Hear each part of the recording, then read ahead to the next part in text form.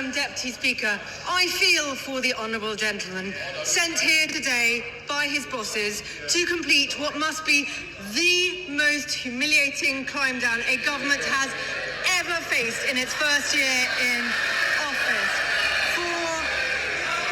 For nearly a year, the Conservatives have campaigned against this cut, and for nearly a year, they have tried to hold out. Just 4 weeks ago, I stood here and I asked him how long this tone-deaf final stand could go on for. Loyally, he held the line. He defended the cut one final time. He said their plan for pensioners was right on track. Well, today, Madam Deputy Speaker, he has been sent to end that courageous last stand. And, unless it's coming next, he has been sent without the one thing that pensioners up and down the country deserve: an apology. Let's be clear.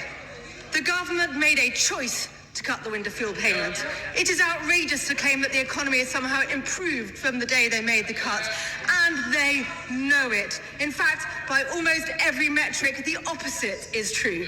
Inflation was at the 2% target. Now it's 1.5 points higher. 150,000 more people are unemployed.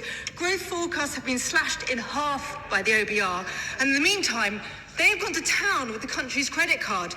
Borrowing is up. Debt is up. Who is the Chancellor trying to fool when she says she can certainly afford this when before she couldn't? The fact is, last winter, she gave pensioners fuel money to the unions. Now she realises how unpopular that was. So she's pretending everything has changed. Perhaps the most surprising thing is she thinks anyone is taken in. 50,000 pensioners plunge into poverty this year, according to their own analysis. 100,000 extra pensioners ended up in A&E this winter. Their mistake has hurt people, and it is cowardly not to own up to it. Just like the government's PIP reforms, there were no consultations, no proper assessments, just a self-righteous insistence that what they're doing should not be questioned. Certainly, no thought for those actually affected, or concern for the anxiety that their government by press release is causing. This is what happens when a government comes into office with no plan and no principles, no idea what they want to achieve, and no idea how to achieve it. They just bumble from one mistake to another, breaking promise after promise. Did they think they could just try out new policies like you try a new mattress? Unwrap it, see how it feels, sleep on it for a while, but if it causes a political backache, send it back. This rushed reversal raises as many questions as it answers.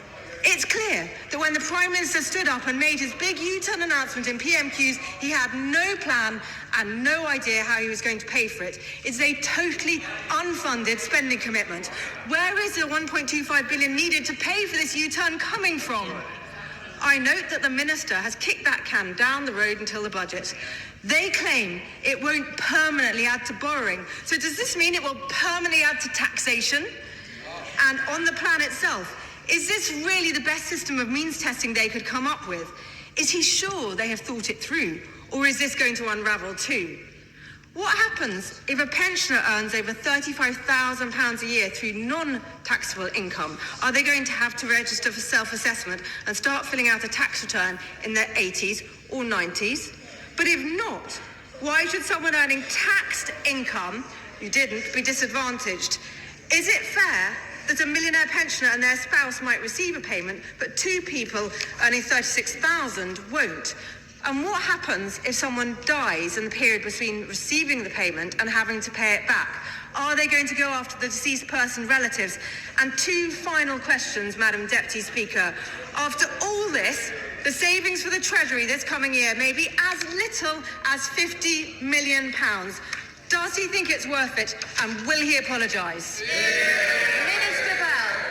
Thank you, Madam Deputy Speaker. I'll deal directly with two of the questions raised because I think it is important to provide reassurance. The Honourable Lady, the Right Honourable Lady, asks about what happens with an estate of someone that is deceased, and I want to be really clear that no HMRC will never pursue any estate for the winter fuel payment alone. She also asks about the levels of savings that are set out in my statement. The savings will be £450 million a year within England and Wales, and that is very clear, and that is a significant saving. But more broadly, the Honourable Lady talks about apology. She comes here as the party of Liz Truss and lectures anybody else about apology. She comes here as the party of flatlining wages, rising debt, 200,000 increase in pensioner poverty, and asks anybody else to apologise. I've never heard such nonsense. And then for all the sound of fury, she was on her most furious today, but we've listened to pensioners. We've also listened to her just now, and I still can't tell what their policy is.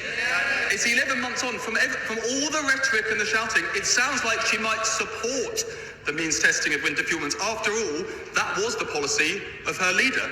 Before, her leader also supported means testing the entire state pension in one of her bolder moments. The honourable members opposite say that this isn't much comfort to pensioners, but Age UK say the exact opposite. Charity Director Caroline Abrahams has said this announcement is the right thing to do. Martin Lewis has said out it is a big improvement. Now we think. Well, there's a lot of chuntering from the benches opposite. Maybe the backbenchers can work out what the front bench's policy is by the time they get to their feet in a few minutes' time. I have no idea what the Conservative Party's policy is whatsoever. More widely, when it comes to pensioners, this government's priorities are to raise the state pension and to rescue the NHS.